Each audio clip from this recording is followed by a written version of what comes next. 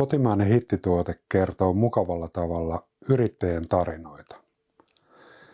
Yrittäjät kertovat arjestaan ja kuinka he esimerkiksi huolehtivat omasta hyvinvoinnistaan. Ehkä siellä löytyy vinkkejä myös muillekin yrittäjille. Moi! Kun olet lähdössä lomamatkalle, niin minkälaisia hankintoja sinulla voisi olla mahdollisesti edessä? Yksi niistä tietysti voisi olla auto, ja minä olenkin täällä Hyvinkään vaihtokaarassa katsomassa sopivia vaihdokkeja. Mitäs sitten, jos olet koiraihminen ja koirasi tarvitsee hoitopaikan? Meidän jaksomme kertoo hyvin pitkälti siitä. Nauttikaa jaksosta.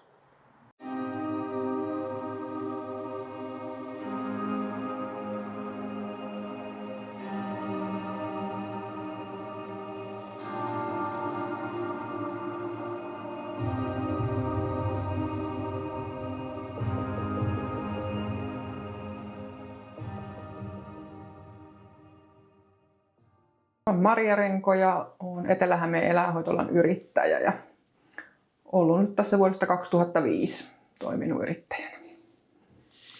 Minkälainen sun alkutaipale oli siellä noin 20 vuotta sitten? Niin? Joo. No mä opiskelin eläintenhoitajaksi, että halusin eläimistä tehdä ammatin ja sitten suoritin tämmöisiä työssäoppimisjaksoja opiskelun ohella ja sitten päädyin Etelä-Hämeen eläinhoitolaan harjoittelujaksolle ja no se poiki sitten kesätyön. Ja sitten silloinen yrittäjä rupesi puhumaan, että olisinko mä kiinnostunut jatkaan tätä yritystoimintaa. Ja siinä sitten jonkun aikaa pohdin, mä olin ajatellut, että ei musta ikinä tule yrittäjää, että en sitä ollut missään vaiheessa ajatellut, mutta niin se sitten vaan. Joku siinä sitten puhutteli, että tälle tielle lähdettiin ja no sitten rupesin rakentamaan uusia tiloja, eli edelliset tilat oli aika semmoiset pienet ja ei ehkä ihan niin nykyaikaiset, niin sitten mä päätin, että no jos mä rupean, niin sitten mä rupean kunnolla ja sitten alkoi tilojen rakentaminen. Ja sitten kesäkuussa 2005 niin toiminta alkoi sitten uusissa tiloissa. Eli 2005 tuli uudet tilat ja sitten tietysti täytyy lähteä hankkimaan niitä asiakkaita. Ja miten se niin sujuu? Tietysti varmaan vanhaa pohjaa vähän oli. No joo, pikkasen sain tietysti vanhoja asiakkaita mukana ja no sitten se mainostamista ja tietysti lähti sitten puheet koirapiireissäkin leviään, että nyt on tämmöinen niin sanotusti uusi vanha paikka, että uudet tilat ja siitä se sitten pikkuhiljaa lähti, että siinä ensin asuin tiloissa ja tietysti hoidin yksin kaikki vuorot ja ennen kuin se sitten rupesi pikkuhiljaa siitä kasvaa. Ja kyllähän se oli aikamoista aikaa, että vanhemmat oli isona tukena siinä, että oli remonteissa ja sitä kun valmisteltiin sitä rakennusta, niin siinä apuna. Ja tietysti taloudellisena tukena myöskin, että pystyy sen yritystoiminnan sitten laittaa käyntiin. Mutta pikkuhiljaa se siitä sitten lähti. Mikä sinut alun perin sai kiinnostumaan eläinten hoidosta? Onko perheessä ollut eläimiä vai? No kyllä se ihan lapsuudesta lähtee, että mä olin itse asiassa pienenä aika allerginen ja pitkään toivoin omaa eläintä ja 8-vuotiaana sain oman kissan sitten vihdoin. Ja 13-vuotiaana sain ensimmäisen koiran ja siitä se sitten se innostus varsinkin niin kuin koiriin ja koiran harrastuksiin lähti, että sitten lähdin heti koulutuskentille koiran kanssa ja siitä rupesi pikkuhiljaa lauma kasvamaan, että kyllä se on vähän kuin antaa näille pikkusormen, niin kyllä ne meinaa sitten viedä koko käden, että kyllä ne semmosia on. Kukas hän muuten on? Osku on meidän hoitolan isäntä niin sanotusti. Osku on täällä nyt asunut vuodesta 2013 ja löytökissana tuli tänne alun perin ja kukaan ei kaipaillut ja sitten sitä ruvettiin täällä pikkuhiljaa päästään päästään tänne vapaaksi ja tutustumaan, niin se otti niin tilan haltuun, että eipä siitä enää sitten voinut luopua. Siinä oli vähän eri vaiheita sitten tilojen suhteen ja loppujen lopuksi sitten päädyit näihin nykyisiin tiloihin. Oliko se vuonna 2008? Joo, 2008 syksyllä valmistui nämä nykyiset tilat ja silloin tein paljon semmoista, kiersin eri paikkoja, että mitkä olisi semmoiset toimivat, turvalliset, käytännölliset, niin kuin kaikkien kannalta hyvät tilat. Et kiersin eri hoitoloita, mä kävin tuolla opaskoirakoululla ja poliisikoiralaitoksella ja tutkailin eri vaihtoehtoja. Ja näissä on nyt sitten oltu tosiaan 2008 vuodesta ja on ollut kyllä ihan toimivat tilat, että pikkasen niitä on jo muokkailtu tässä vuosien varrella ja pientä laajenemispainetta ehkä olisi, mutta toistaiseksi mennään nyt näillä tiloilla. Monta paikkaa tällä hetkellä on? Tällä hetkellä on koirille 28 paikkaa. Kissoille on 12. Joo. Ja sitten teillä on trimmaustiloja täällä. Joo. Lisäpalveluita on sitten tosiaan, nekin on oikeastaan muodostunut ihan kysynnän myötä, että asiakkaat rupesivat kyselemään sitten silloin alkuvaiheessa jo, että pystyttäisikö samalla sitten peseen ja koiraa ja leikkaan kynsiä ja tämmöistä. Ja ruvettiin niitä sitten tarjoamaan, kun kysyntää oli. Ja trimmaukset on niinku semmoinen isoin palvelu sitten tässä lisänä. Ja sitten on pientä myymälää tossa ja sitten mä teen eläimille noita mikrosirutuksia ja sitten meillä on tosiaan sitä löytöeläintoimintaa tässä vuosien varrella ollut. Nyt se on aika pienimuotoista nykyään. Koulutustarjontaa on ollut. Oli koulutushalli parinkin otteeseen. Mutta katsotaan nyt, kyllähän tässä jotain suunnitelmia tulevaisuudellekin on, että mitä voisi vielä toteuttaa. Niin, tässä on lillikääpi ja villakoira nyt tuli trimmaukseen ja nyt vetästään ihan tämmönen kesätukka lyhyeksi, että Lilli on semmonen vakiasiakas käynyt monta vuotta ja ei nyt mitenkään nauti tästä tilanteesta, mutta sitten jälkikäteen on kevyt olo taas, kun lähtee ylimääräiset pois. Niin, aloitellaan. Jos joku kotona miettii trimmaajaksi ryhtymistä, niin onko siihen ihan koulu vai sisältyykö se johonkin kokonaisuuteen? Joo, trimmaajille on nykyään ihan ammattitutkinto. Silloin kun mä rupesin ihan harjoittelemaan. Aina sitten sanoin, että en ole tehnyt, mutta mielelläni opettelen. Ja sitten kävin semmoisen trimmaajakurssin. Ja sitten ruvettiin justiin silloin touhuaan. Olin semmoisessa pilottiryhmässäkin, kun alettiin noita trimmaajan ammattitutkinnon perusteita silloin suunnittelemaan. Mutta enpä sitten ikinä itse sitä sit suorittanut. Kyllä se on tässä tää arki mennyt työn touhussa, että se jäi tekemättä. Että töitä on kyllä riittänyt hyvin ilman virallista tutkintoakin sitten. Mutta se on kyllä tosi hyvä, että alalle on nykyään paljon eri tutkintoja löytyy.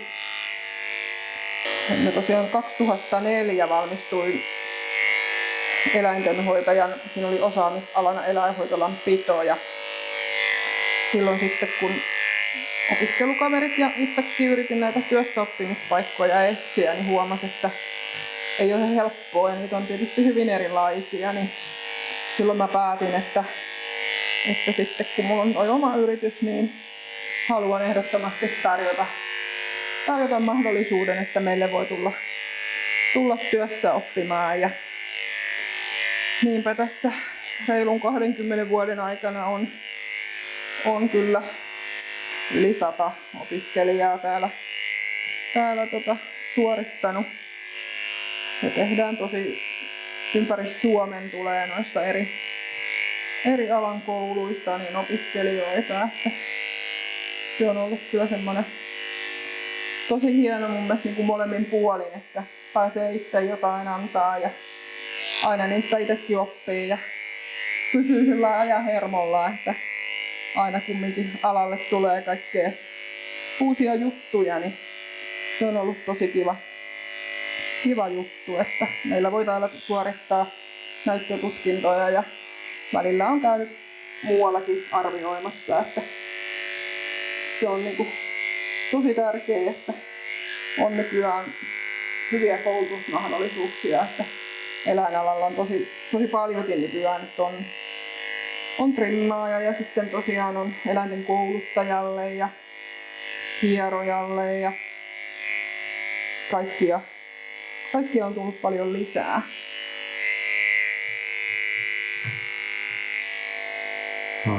Sanoitko koirahierontaa? Joo. Minkälaista se on tai onko se johonkin vaivoihin vai? Kyllä sitä ihan ennaltaehkäisevästikin tehdään. Paljolti harrastuskoirat käyttää sitä, että se on niinku, siinä se tietysti enemmän tulee aina esiin sitten, jos on koirilla lihaksissa jotain kireyttä ja jumeja, mutta kyllä se on tosi hyödyllinen ihan kotikoirillekin, että ne on koirat vähän huonoja kertoon kivusta ja semmoisesta huonosta olosta, että hieroja on kyllä ihan hyvä apuväline, jos vähän epäilee, että voi olla jotain, niin kannattaa käyttää, niin sitten tulee niinku selvyys, että voisiko se vaan olla jostain lihasjumista joku juttu, että ne äkkiä sitten vaikuttaa ihan eläimen käyttäytymiseenkin. Mulla käy myös trimmauksessa kissoja aika paljon.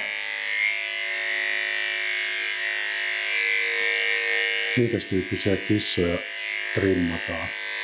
No onhan se tietysti paljon vähemmän sitä tarvii, mutta pitkäkarvaisilla kissoilla niin niillekin voi kyllä tulla niitä takkuja ja saattaa olla, että siellä kotona on vähän erimielisyyksiä siitä takkujen selvittelystä, niin sitten saatetaan joutua vähän turvautumaan apuun, että saadaan takut pois.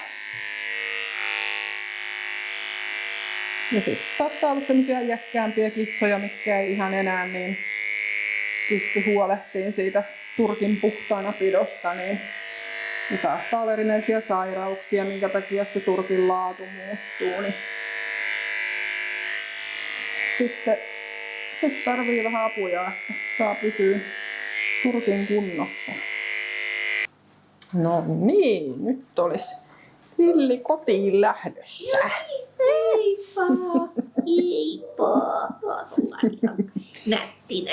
Kevyt kesätukka. Hyvä. Kiitos paljon. Noi, hyvä. Hienosti meni. Moikka! Mä oon Satu Sielikkä tuolta Akaan Toijalasta ja kuljetan mun käpyvillakoira Lilliä tänne Parolaan trimmiin aina parin kuukauden välein, koska tää on vaan ihan paras paikka tuoda trimmiin. Täällä Maria osaa hommansa ja osaa käsitellä arkoja eläimiä todella taitavasti. Miten kauan sä oot käyttänyt täällä koiraa? Kyllä mä oon käyttänyt nyt jo, olisiko 6 vuotta ainakin oon käyttänyt.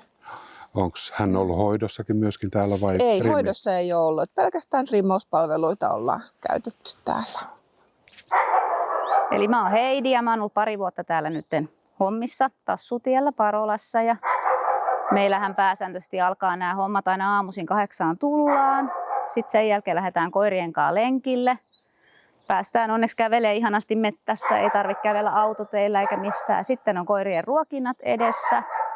Sen jälkeen lähdetään hoitelemaan kissojen vessojen ja muiden yleissiisteyksien katsomista ja koirien uusien ruokien vähän valmistamisia. Ja kaikki koirathan on yksilöitä. Niiden kanssa mennään sen mukaan, mikä tilanne vaatii. Ja meillä on myös poliisikoiria välillä täällä hoidossa, tai itse asiassa aika useastikin. Ja sitten hankalatkin yksilöt otetaan vastaan ja lääkinnät onnistuu meiltä myöskin erittäin hyvin. Mennään jokainen tapauskohtaisesti, sanotaan näin. Sitten me pidetään tosi tärkeänä se homma, että 2 menee aamuvuoro, lähtee töistä pois, pidetään hetken aikaa ovet kiinni. Sen takia, että koirat pääsee rauhoittumaan, se on koirille tosi tärkeää ja samoin kissoille myöskin saavat oman rauhan hetkellisesti. Iltavuoro tulee sitten 6 paikan päälle ja on ilta 8 asti. Ja työpäivän välissä totta kai meillä asiakkaita käy paljon, niin sen mukaan jaksotetaan meidän työajat ja työpäivä, että miten meillä asiakkaita tulee 15,5 tunnin välein. Ja meillä on paljon harjoittelijoita täällä myöskin. Myöskin löytyy tyttöjä ja sitten on noista ammattikouluista myös noita työntekijöitä. Ja sitten on näitä meidän ihania asiakkaitamme, kuten tämä lunavalkkari täällä, jonka kanssa saadaan täällä meidän isossa juoksutarhassa välillä leikkiä ja ei tarvitse aina mennä tuonne lenkkipoluille kävelemään. Ja sitten on tosiaan tuo trimmauspuoli, mitä Marja hoitaa tällä hetkellä koiranpesuista karvojen leikkaamisiin. Ja erittäin ihanaa työtä. En vaihtaisi päivääkään. Mites sitten, jos on erityisruokavalioita koiralla? Ne katsotaan erittäin tarkkaan jo erityisruokavalioita, että pitää tosi tarkkaan katsoa, että mikä ruoka tulee kenellekin ja ettei vaan missään nimessä sekoitu ruuat keskenään. Ja kaikki hommat toimii, kun ne vaan tehdään sillä järjestelmällisesti ja rauhassa, niin hommat toimii. Onko koirilla paljon allergioita, vehnäallergiaa esimerkiksi? On. Koirien allergiat ja sairaudet on lisääntynyt nyt vuosien varrella mun mielestä tosi paljon. Niiden kanssa tosiaan ollaan sitten tarkkana. Luna! Täällä. Istu. Koiralle tai miksei kissallekin voi olla vähän outo tilanne se, että jos tulee esimerkiksi ensimmäistä kertaa tänne hoitoon, niin onko siinä jotain konsteja, mitä voi käyttää? Kannattaako tuoda omaa vilttiä tai... Joo, nimenomaan omat tavarat on koiralle tai kissallekin, missä on vähän omaa tuoksua, niin tosi tärkeä juttu. Et niitä kannattaa ihan ehdottomasti omiin häkkeihin ja saakin totta kai tuoda. Ja sitten pyritään siihen vähän rauhoittamaan, riippuen aina eläimestä, rauhoittamaan tilannetta sillä, että vietetään heidän kanssaan mahdollisimman paljon aikaa ja tutustutaan ja vähän leikitään leluilla. Tapauskohtaisesti totta kai on niitä, jotka eivät meinaa millään rauhoittua sitten ja on jännitystilaa paljon ja muuta, mutta niihin pyritään aina reagoimaan parhaamme mukaan. Tänne tullessa näkyy noita tiloja, missä koirat on, niin siinä on ilmeisesti mahdollisuus vähän eri variaatioihin. Niin. Joo, meillähän on siis jokaiselle koiralle oma yksilöllinen sisähäkki, joista on luukku ulos omaan ulkotarhaan. Et kukaan koira ei ole toistensa kanssa kytköksissä ja jokainen koira lenkitetään yksilöittäin, että ketään ei viedä samaan aikaan, elleivät ole samasta perheestä ja siihen on lupa. Ja häkkeihin saadaan pistettyä myös monta koiraa samaan. Ne on sen verran tilavia, että sinne mahtuu hyvinkin. On välillä ollut jopa 4 isoakin koiraa samassa häkissä. Ja sitten vahditaan ruokailut tarkasti, että jokainen varmasti saa ruoan, ettei kukaan syö toisten ruokia. Noihan on ollut meillä se isoin plussa asiakkaiden mielestä, nuo ulkotarhat, kun ne on niin tilavia. Ja on tosiaan se, että pääsevät yksilöllisesti menemään sinne hyvin ja helposti. Ja me pystytään noutamaan koira myös lenkille ulkokautta, että meidän ei tarvitse sisäkautta aina kulkea. Miten sä itse koet tämän työn? Onko se niin kuin työtä työnä vai harrastustyönä vai miten sä voisit? Siis ihan kunnon työtähän tämä on, mutta kun rakastaa eläimiä, on aina rakastanut, niin tämä menee semmoisena ihanana päivänä, joka päivä voi sanoa näin, että vastapainona sille, että toisena työnä teen parturi-kampaamohommia, niin tämä ulkona oleminen on ihan plussaa isosti. Ja nimenomaan nuo ihanat asiakkaat, nämä eläimet. Eli jos nyt mulla tulee koirahoitotarve, niin miten se niin käytännössä teillä toimii? No, tällä hetkellä toivotaan lähinnä yhteydenotot puhelimitse. Meille on juuri valmistunut sähköinen ajanvaraus. Se otetaan tuossa nyt koekäyttöön. Et sitten sitä myötä helpottuu kaikin puolin tämä varaussysteemi, mutta vielä on menty ihan perinteisesti puhelimitse, että halutaan vähän kysellä ennakkotietoja, varsinkin tietysti kun tulee ensimmäistä kertaa, että monet haluaa ensinnäkin tulla tutustumaan etukäteen. Se on ihan semmoinen suositeltava, että käydään vähän kurkkaamassa sen eläimen kanssa henkilökuntaa ja tiloja etukäteen ja pystytään sitten juttelemaan justiin niistä, minkälainen koira kyseessä ja mitä kaikkia siihen kuuluu. Mutta tosiaan puhelimitse on ne varaukset nyt tällä hetkellä. Ja onko se silleen, että omat ruoat mukaan vai? Joo, suositellaan omia ruokia. Et se on tietysti aina semmoinen helpoin, että pysyy sitten mahdollisimman samana kaikki rutiinit ja että ei sitten vaihdu yhtäkkiä ruokaa, ettei tule mitään vatsan kanssa ongelmia. Mutta toki meillä talon puolestakin ihan perusruoka löytyy, että jos on semmoinen kaikkiruokainen, niin sitten käy se talon ruokakin. Ja täällä on ilmeisesti eri vaihtoehtoja, joita voi kysyä ruokinnan suhteen, että jos ei ole sitä omaa ruokaa, että haluaisi täältä vaikka hankkia. No joo, jonkin verran meillä on tuossa myymälässä löytyy pientä valikoimaa. Että lähinnä on ehkä semmoiset perusruuat, että vehnätöntä on, mikä on aika yleinen semmoinen allergia-aiheuttaja, niin se on todettu, että semmoinen vehnätön kanariisipohjainen meillä on tällä hetkellä tuossa niin kuin valikoimissa koirilla, että se on semmoinen, mikä on useimmille sopinut. Ja ilmeisesti sirutus täytyy olla. No joo, sehän on nykyään pakollinen kaikilla lemmikeillä. Joo. Että pitäisi olla, mutta sirutuksiakin täällä tehdään. Tietysti jos ei ole, niin täällä sit onnistuu samalla. Ja rokotukset on semmoiset, mitkä on hyvä olla voimassa. Ja madotus on tietysti myös semmoinen loishäätö, että se on niinku suoritettu ajallaan, ettei mitään ekstra juttuja tarvitse, mutta semmoinen säännöllinen loishäätö. Niin ne on niinku ne, että semmoiset pienet sairaudet, mitkä lääkityksellä pysyy kunnossa, niin ne ei ole mikään ongelma. Että sitten tietysti mitään tarttuvaa tautia ei voi olla, että kun tuo tänne hoitoon. Moikka Julia. Minkäs takia te olette tullut tänne? Koira trimmaukseen, pesuun ja kynsileikkuuseen. Onko tämä mones kerta, kun hän käy täällä vai ensimmäinen kerta? Mones. Joo, eli monta kertaa, että paikka on tuttu. No mitäs hän tykkää trimmauksesta? Mitä sä oot mieltä? Se pelkää. Ai vähän pelkää?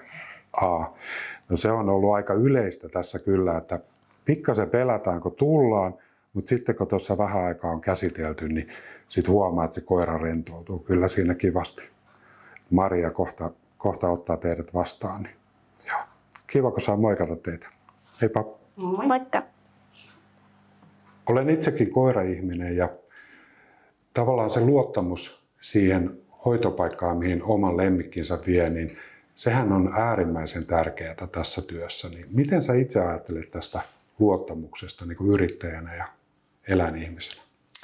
Joo, kyllähän se on erittäin tärkeä oikeastaan sen koko työn perusta, että lemmikit on tietysti rakkaita perheenjäseniä, niin se on tärkeää, että kenenkä hoiviin lemmikkinsä uskoo ja luottaa siihen, että se hoidetaan parhaalla mahdollisella tavalla. Ja kyllä se on niinku se, että kun se on niinku molemmin puolista, että se on tosi hienoa, että kokee sen, että kun eläimet tulee, että sitten kun ne oppii luottaa meihin ja yhteistyö toimii ja ne tulee mielellään uudestaan ja sitten totta kai se omistaja luottaa, että lemmikki viihtyy ja luottaa, että täällä homma toimii, niin kyllähän se on tosi tärkeää niin kuin saada se luottamus.